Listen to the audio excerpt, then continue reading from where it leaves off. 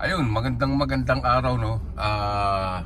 Isang mapagpalang araw ng Sabado sa inyong lahat.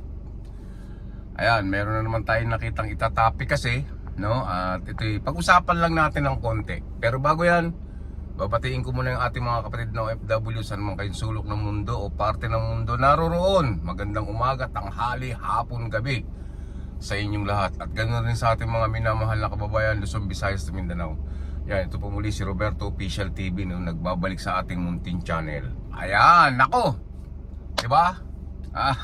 Yung mga didilis na kulangot dyan, no, na nagkomento doon sa pagbisita sa labi ng namayapang si Mima Alicia. Galit na galit po yung mga didilis vlogger, no? Galit na galit sila, plastic daw, kung ano-ano pinagsasabi dito sa mga senador na totoong naglilingkod sa bayan, no? Yung bumisita kay Mima Alicia. Sabi, galit na galit po itong mga ito. Hindi nila alam, meron didilis na vlogger, na senador na gustong pumunta ron pero hindi lang ho pinapunta at hindi pinayagan. 'Di ba? Walang iba kundi si Boy Sili, si Boy Bigote, si yung si Robin Patilla, no? Grabe, yung nagalit doon sa impeachment trial, pinagalitan yung ano ron dahil nagsasalita raw siya at napakaingay. 'Di ba? Yung pala gustong dumalaw rin nito. Hindi lang ho pinayagan dahil baka kuyugin doon. Kung ito'y pinayagan, no? Sa palagay ko, kung ito'y pinayagan, baka magalit din kayo mga didilis. Baka pagmumurahin nyo rin itong pinakamatalino ninyong senador, no? Yung senador ng mga Duterte. Oh, 'di ba? Ang gagaling ninyong magano Oh. Kayo talaga mga didilis na kulangot, puro kayo ano talaga Kayo talaga yung pinakasalot sa bansang Pilipinas kahit sa social media. Grabe yung mamintas, grabe kayong 'di ba? Grabe kayong magbura, magbanta.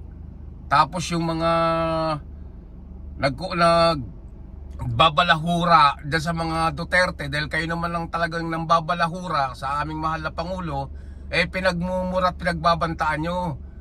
Parang gusto nyo, kayo lang may karapatan mong balahura at kami ay walang karapatang balahurain yung iniidol ninyo na walang silbi sa bansang Pilipinas.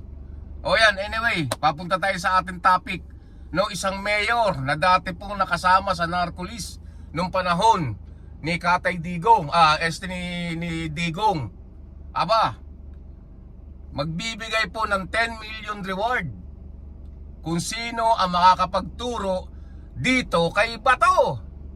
10 million yan. Ako, yung mga bounty hunter yan, mga kababayan ko, yung mga makakakita o makakapagturo dito kay Bato, mas maganda ho ituro na ninyo kasi napakalaking halaga po to na bibitawan po nung mayor na dati pong nakasama sa narcolis nung panahon ni Duterte. Muntik din po ito mabiktima. Di ba nung araw pagkakontra ka sa administrasyon Duterte, isasama ka sa narcolis, katulad ng ginawa nila kay Congresswoman Laila de Lima na nag-iimbestiga lang tungkol dyan sa death squad sa Davao. Aba, kinasuhan na po, pinalabas na na drug queen na hindi naman totoo, na patunayan sa korte na inosente. Ganun po yun. Ngayon, magbibigay po ng reward na 10 million reward itong dating nasama sa narcolis, no? Mayor. Na siya na ho magbibigay ng pabuya makapag may turo lang si Bato.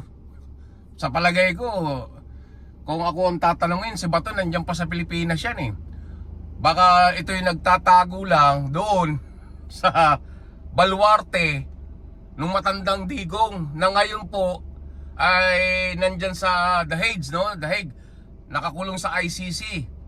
Yung isang lugar doon na isla na hindi kayang puntahan ng kotse o ng four wheels, ang nakakapunta lang po helicopter. Baka kaya nandoon to si Bato.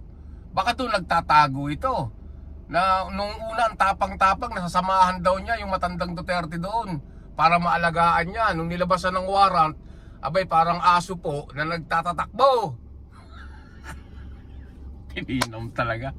10 million tandaan nyo, 10 million ibibigay na pabuya mahuli lang itong pinaghahanap ng batas na si Bato, di ba? Sa akin naman, kung wala talagang kasalanan ka Bato, dapat sumuko ka na. Di ba? Kung talaga sinasabi mo na pinupolitika ka lang, sumuko ka. Harapin mo yung akusasyon laban sa'yo na talagang wala kang partisipasyon dyan sa AJK na yan, na ang dami pong nagbuwis o naging na inosenteng buhay ng tao, kabataan, na naging biktima niyan. Yung peking war on drug ng matandang Duterte. Ayan, maraming salamat. God bless po sa inyong lahat. Ito po muli si Roberto Official TV. Huwag niyo kalimutan i-subscribe, like, share ang ating video, no? Ang ating munting channel. Ayan, maraming salamat po. Bye-bye.